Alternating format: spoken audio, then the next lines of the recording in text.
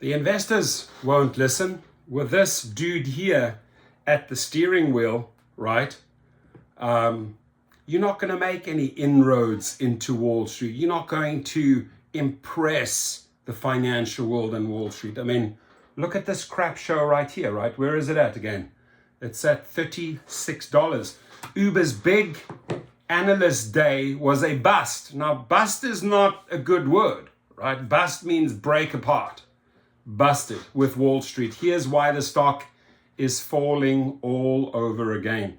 Now, I'm excited to read what they think, right? But I'm going to definitely be adding to the story, right? Because, you know, you can't just get too fixated on the numbers, and that you really have to look at management, upper management, and the executives that you guys have chosen to steer this ship, right? Right now, you're like in very, very stormy waters. And although you think you're like on a northern course, I mean, your frickin' ship is veering off very strong to the east with this El Capitan here at the wheel. Now, Uber stock is trading down 17% since its analyst day on February the 10th. Wall Street has been bullish on the ride-hailing giant for months. Uber is still trading below its 2019 IPO price, right? I mean, we're in 2022, folks. We're in 2022, Mr. and Mrs. Investor, and you still haven't seen the light. Thursday was supposed to be the beginning of an important chapter for Uber CEO Dara Khosrowshahi. Give me a break. The company's Analyst Day presentation was set up to share his long-term vision of an ambitious, growing, and even profitable company. Based on investor reaction, he missed the mark. I'm not surprised, right? Uber is off about 70%, 17% at about $34 since the morning of February the 10th when the company gave the presentation, right? And again, I'm not sure who gave the presentation. Maybe it was Dara Khosrowshahi, but anybody else but Dara give the presentation. He's not a people's guy. He does not know how to connect with people, right? Seems like rather like an introvert. You need a really outgoing CEO who wants to talk, who wants to communicate, who is able to respect the people bringing in the money. And that the people bringing in the money, that's my audience right here. That's the subscribers, right? We are bringing in the cash, dear investor. And like, the sooner you start realizing that, the sooner you actually start communicating and respecting and interacting and talking to the people that are bringing you in the hard money, then I think your company will do better. But with someone who's afraid of talking to the public, afraid of talking to drivers, afraid of addressing issues, not able to give presentations, I mean, what are you expecting? Were you expecting like a $70 share price? No. You're going to be stuck in that little 35, 36, 37, maybe 40, back down to 33, hamster wheel all the time. This guy just ain't cutting it. And you guys are blind. You are blind, right? Hire people who understand the industry. It was whiplash for the stock, which had jumped a day earlier after the company reported strong fourth quarter results, including a ride-hailing business that recovered to near pre-pandemic levels. The news Khosrowshahi and his lieutenants, and those lieutenants, you guys know who you are. You're the same executive trash. You are clueless, and you're following a blind person. You know, it's like the blind following the blind. Oh, if Dara Khosrowshahi tells us, yeah, then it must be true. So let's follow him. Come on, man. So the news Khosrowshahi and his lieutenants shared at Analyst Day was largely good. They projected that by 2024, Uber would generate $5 billion in profit by one accounting metric. It also projected as much as 175 billion in gross bookings by then, and even pitched a substantial new business from advertising that it said could bring in 1 billion. Now, there's a lot of things they say every year, and this has been going on for 10, 11, 12 years, right? You talk a good talk, but do you execute? Do you deliver? Company doesn't deliver, and you cannot deliver with a blind CEO and drunk lieutenants. It's not going to fly. It's not going to happen, dear investor. So Wall Street expected more. Uber's projection of $5 billion in adjusted earnings before interest, taxes, and other expenses was below many buy-side analysts' expectations of 5.2 billion or more. The company projected margins of 11% for ride-hailing and 4.5% on the delivery business were no surprise either. It's like selling the dream with these stocks that are long dated in terms of what end state will look like. Yeah, and that's really a good way of describing it, because all that Dara does to his investors, to Wall Street, is sell a dream, right? It's very well articulated, right? All he does, right? But, if you want to dream big, if you want to make dreams reality, right, you cannot just look at one part of the picture. You got to look at the whole dream. And in that dream, right, we're also allowed to dream, namely the drivers, right? The people actually making the money for the company, dear investor, right? Actually, the people that are working for peanuts, because the guys at the top just frivolously spend the money and just really don't have any direction. They're all over the show, right? So if you guys want to dream big, we have to be included in that dream, right? Now, it's like selling the dream with these stocks that are long dated in terms of what the end state will look like. And with Uber, that dream is apparently further out than 2024. Nikhil Devnani, an analyst at Bernstein Research, said people anticipated a more optimistic dream, right? And I think that's really when people expect expected or anticipated a more optimistic dream. And I can tell you folks, and I know this is an article, that's written for the investors or for Wall Street or the financial world, but the gig workers who are actually making the money also anticipate a more optimistic dream. We waiting for that optimistic dream to materialize, because to be included in your dream, right, motivates people to stay and work for you, right? Paying them, treating them the right way, motivates people to be part of that optimistic dream. Just putting that out there and just food for thought, right? The less than thrilling margin projections seem to run counter to much of the work that Khosrowshahi has done in recent years, right? So I really don't know what Khosrowshahi has done in recent years. He's hired a bunch of fools, right? That's sort of like little yes men and yes women. He has silenced and bought critics, right, that were supposed to boost the morale of the company. They have failed completely, right? He was supposed to, buy or acquire, do acquisitions that made sense. 90% of what he bought was just trash, and they ended up selling it, right? So it didn't really add value to the company, right? And they're still sitting there spending $1 gazillion on fighting systems in different states, trying to implement their way, instead of actually working with these states and lawmakers and drivers to actually find solutions that work, right? Because they try to it's like try to force feed a baby, right? So here, baby, have this. No, I don't like it. Eat it. You got to eat it, little baby. You can't do that. You can't do that. So, I mean, it does not come as a surprise, my friends. It really does not come as a surprise.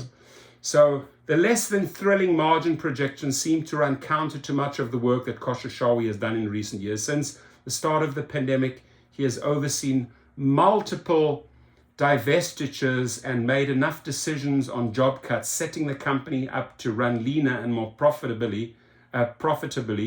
Uber just had 2 consecutive profitable quarters by one metric, and it's projecting it will have its first quarter of free cash flow at the end of this year, once considered unthinkable when Uber was a fast-growing startup. Now, the only reason why they got to this point, right, is because they alienated so many drivers and riders by increasing the rates to riders like in a supersonic fashion and cutting back on drivers. Now, do you think that creates a great morale for the people who actually bring in the money, namely the drivers and your clients who now are paying double or triple the prices, right? No, it doesn't. It alienates both sides, riders and drivers. So, you guys on top there, you investors might have seen this little temporary profit, but it's not really managing the company, right? By sort of like destroying it from the inside out because you're alienating riders and drivers. You do that for a couple of more years, you're done. Good luck to there'll be so much negative social media out there on YouTube, on Facebook, right?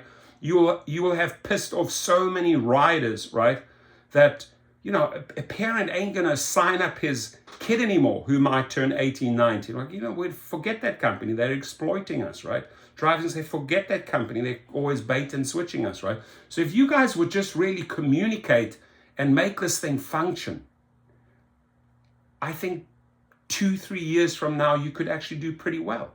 But carry on that course, right? On that collision course. Just carry on that way. And I just don't want the company to be surprised, right? That, this is what happens. This is dismal, folks. They're still under their 2019 IPO. They're way under, in fact. So still there was not enough news for investors to reconsider the company's value of about 67 billion. The profit margins in the mobility and ride segments in 2024 were the same ones the company had discussed in December at an investment banker conference. People were disappointed with the margins, right? Well, you try to create higher margins for them on the backs of riders and drivers, right? So if you guys are disappointed now, I don't want to know how investors feel in a year, right? Because they're going on that same collision path, and it's not healthy for the company. It's not healthy to alienate your drivers and your riders. That's your business model you rely on, right? There were some genuinely new bits of business that cheered analysts. The company's projected that its advertising business, largely ads that run on its food delivery side, Uber Eats, could bring in 1 billion by 2024. Advertising is typically a high margin revenue stream, and that's a nice supplement to Uber's other segments. But building an ads business will take an investment to hire more people and develop its technology. Uber also seems poised to invest some of its ad revenue into newer businesses on the delivery side, like grocery. There were other arguments Uber executives made that analysts responded well to. The company made its case that because it offered both ride-hailing and delivery, unlike single offerings like Lyft or DoorDash, it could cross-promote its services, pushing customers that use one service to the other. Now, it's hard to push customers that use one service to the other if the customer knows they are being screwed over. If the customer knows they are paying double the rates, right? They're just not prepared to. So how do you push an unhappy customer into another field? Like, oh yeah, great, bend me over there. Send me over there and then bend me over there, right? Send me to that part of your company and bend me over one more time. They're not stupid, right? So while all that was heartening to investors that remain bullish on Uber's chances to emerge from the pandemic as a big winner. There wasn't much in the presentation to prove that out yet. And for a stock that has really broken out from its post-initial public offering slump, it's still trading down from its $45 initial price. Koshashawi still has more to prove. He cannot prove more, right? And not once mentioned in this article was, this is our game plan for Uber delivery drivers. This is our game plan for rideshare drivers.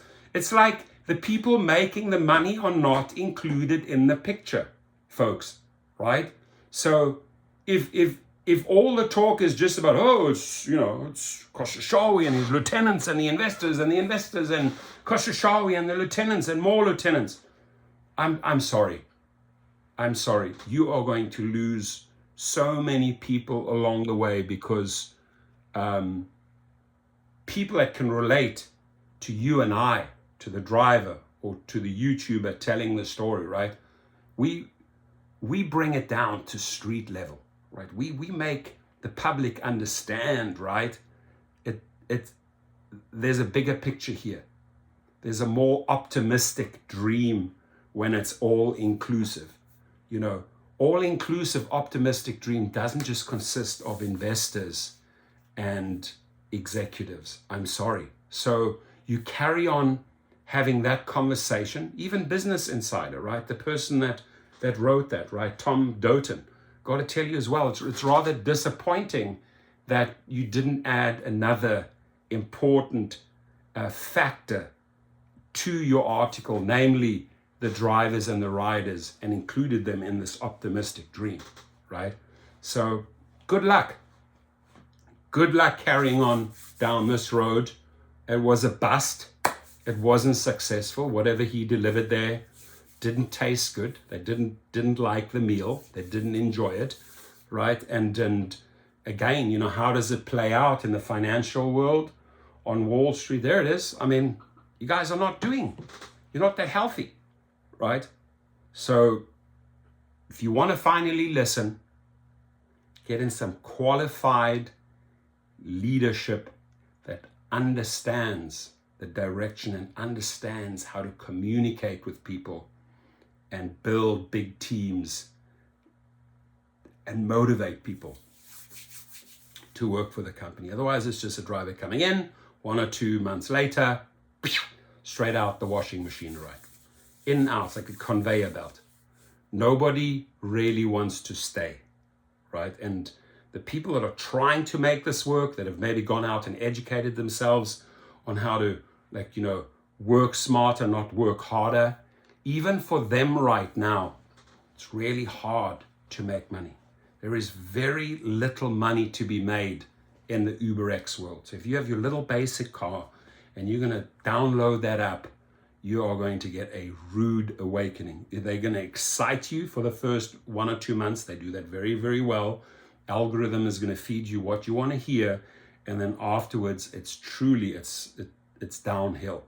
So, my friends, all I can say is if you're driving for these companies as a delivery driver and as a rideshare driver, do the math. Is it still making sense? If not, find another job. And do me a favor as well and keep on pushing for safety, right? Whatever you tweet, whatever you put in Facebook pages, let's look out for our brothers and sisters. We have lost a lot of good people, right? We have lost a lot of good drivers and couriers in the last few years. And they truly do not care a damn that these people are no longer with us, right? This is the language.